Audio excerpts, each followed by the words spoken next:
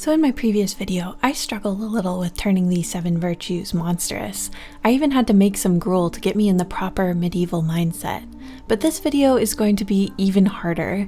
The virtues that I have left to design are going to be nearly impossible. Hey everybody, it's LavenderTowne, and today I'm turning these 7 heavenly virtues into monster designs. And right off the bat, we're starting with a doozy. Charity the virtue, according to Thomas Aquinas, is the friendship of man for God, and he considers it the most excellent of the virtues. In the 12th and 13th centuries, doing charity was a way to be more Christ-like and mandatory if you wanted to get into heaven. This era brought in the canonization into sainthood of multiple women who spent their lives working in hospitals and caring for those with leprosy, including Saint Elizabeth of Hungary. Poorhouses and hospitals were funded by the church as well, and the church basically acted as a sort of public welfare system. Obviously, charity is a pretty blatantly positive thing, so I was a little stumped at first at how to make a monster from this. I knew I wanted to do something with maybe giving up too much of yourself. I was actually streaming while I worked on this, and a chatter suggested her literally giving her heart away, which I thought was a great starting point. So our monster literally rips chunks of herself out to give away, which is obviously grotesque, but it's also a fun, cartoony way to symbolize that sometimes too extreme of a gesture, even if it's meant with good intentions, can be a little creepy, especially if it's self-destructive.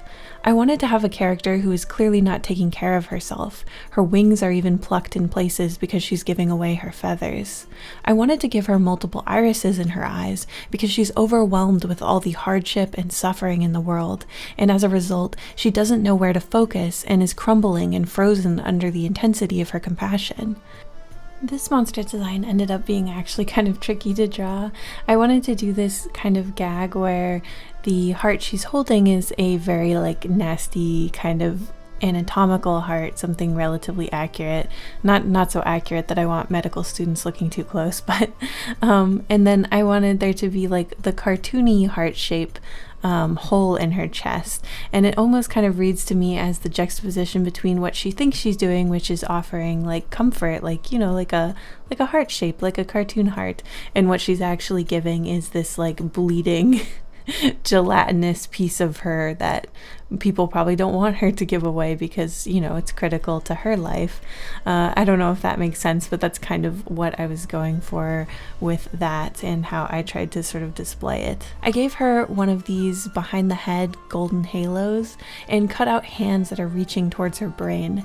And lastly, I wanted to draw strings attached to her because although the true virtue explicitly states that the charity is supposed to come without expectation of anything in return, I think our monstrous versions should also symbolize how sometimes charity is done with strings attached. From building schools and developing countries with the expectation that the students will convert to your religion, to donating money just for a tax write-off, hiding selfish motivations under seemingly altruistic action can erode community trust and make it harder for genuinely helpful people to reach people that they can help.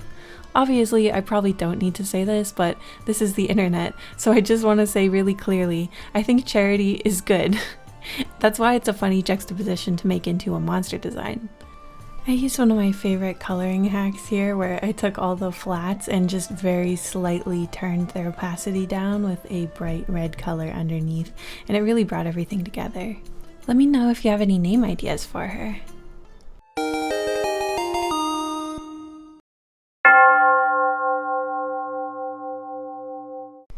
Humility is the virtue mirrored with the deadly sin of pride.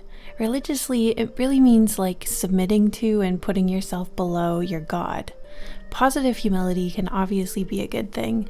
I actually really like this quotation by C.S. Lewis, which basically is saying that a truly humble person isn't someone who talks about how lowly or awful they are, but rather someone who is genuinely interested in other people, someone who, as he says, will not be thinking about humility, he will not be thinking of himself at all.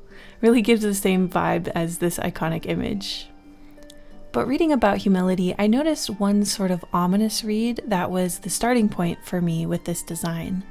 Ultimately, sometimes humility is talked about in the sense of knowing your place within authority and associated with being obedient and knowing your place in society.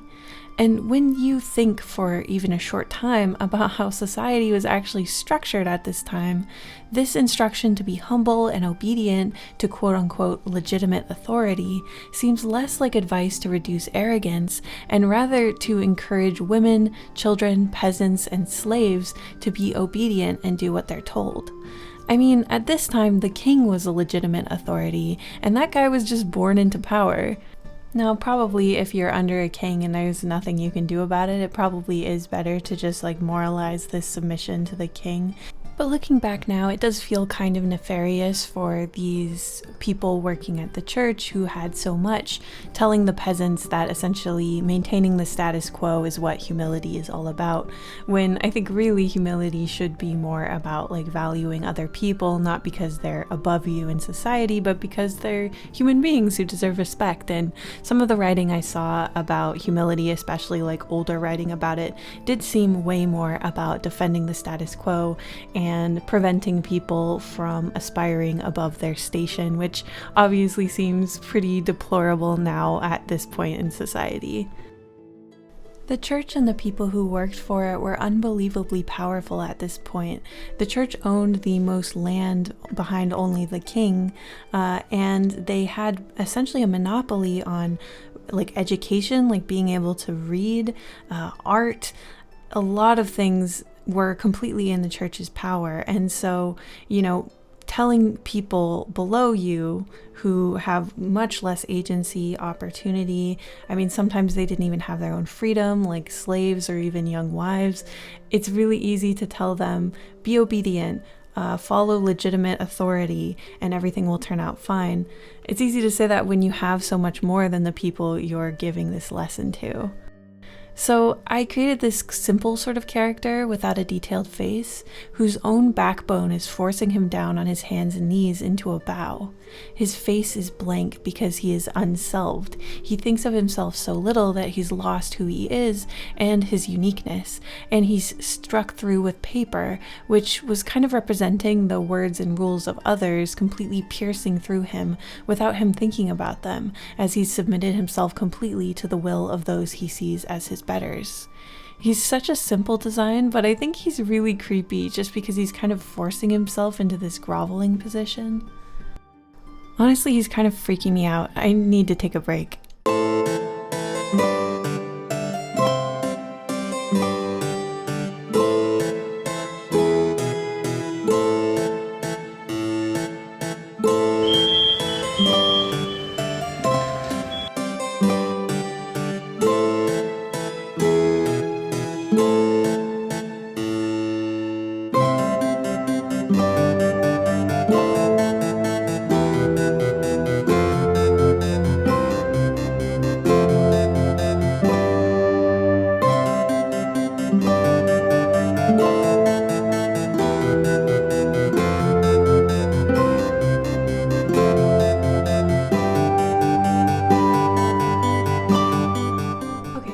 Here is our final medieval gingerbread. It looks like this. It's mainly made out of honey and breadcrumbs and a little bit of spices, but that's about it. So I'm very curious to see what this actually tastes like. Well, let's give it a shot.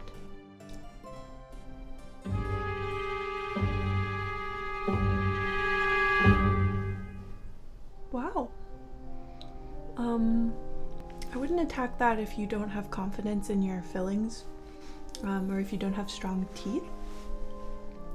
The flavor is actually pretty good, but I think that the texture is maybe horrible. I fear that, first of all, it really does just taste like honey and breadcrumbs mostly. There's a little bit of spice from the pepper, but I don't taste the saffron, which is tragic because saffron is very expensive. And yeah, it's a little bit hard. It's hard to chew. It's very, very sweet. I don't know what I was expecting. I think if you were a peasant who'd been working in the fields and you don't get to eat a sweet little treat very often, this would hit the spot and be delicious. But I think if you're used to baked goods having eggs and dairy, and I don't know that this is like super palatable. It's very sweet. like the sweetness of kindness. We're talking about kindness next. Alright, this is the big one. Kindness was the virtue that made me actually shelve this video multiple times. The 7 virtues being character designs or monsters has been one of my most requested videos for quite some time, and it was really the idea of trying to monsterify kindness that was throwing me for a loop. But what I ended up doing was basically leaning into a couple different phrases, and it kind of helped guide me down a more monstrous path. So first I wanted to think about the phrase, if you have nothing nice to say, say nothing at all. I really wanted this character to be somebody who can't be her truth self and has to stay silent because she's so committed to being kind at all times, and this basically makes her passive in times when she should not be. So many of the virtues really can be turned monstrous when it involves the sacrificing or the kind of betrayal of yourself, and that is sort of the approach I was taking here. I also kind of, like with humility, started thinking about the way that the preaching of the virtue of kindness is directed at certain people more than others. I feel like particularly for women, it's pushed to be kind at all cost, and sometimes that can really come at the expense of that woman's life.